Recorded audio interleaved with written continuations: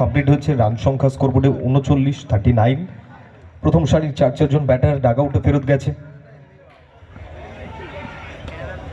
এখান থেকে টাইমিংটা হয়নি, আউটসাইড এজ, তবে দ্রুত সিঙ্গেল।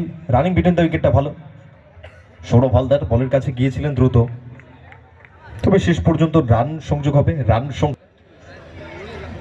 বিতান আসলে এনার কাছে হাইটটা আছে, অনেকটা দূরের বল মিট করতে পারেন এবং সেখান থেকে এক্সট্রা কাভার অঞ্চল, তার উপর দিয়ে বল যাবে সীমানার বাইরে। বল দর্শক গ্যালারিতে গিয়ে আশ্রে পড়বে এবং সেখান থেকে টেক ড্যাডি ওভার বাউন্ডারি। নিরাজ নিরাজ একটু কিছুটা গতির পরিবর্তন করেছিলেন, তবে বিতান লাইনটা মিস করে গেছেন।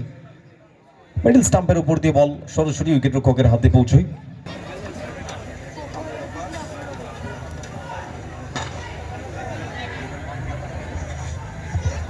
আচ্ছা, অবশ্যই নেক্সট ম্যাচের জন্য টসটা কমপ্লিট করে নেবো আমরা। টসে জয়েন করবেন দুই টিম ক্যাপ্টেন, বিবেকানন্দ ব্যায়াম সমিতি এবং কালনা রকার্স টিম ক্যাপ্টেন আমাদের টস জোনে চলে আসবেন। আমরা টসটা কমপ্লিট করে নেব। বিবেকানন্দ ব্যায়াম সমিতি এবং ইনসাইড আউট, যে জায়গা থেকে আরো একটা ওভার বাউন্ডারি, যেখান থেকে সংযোগ এবং টাইমিং।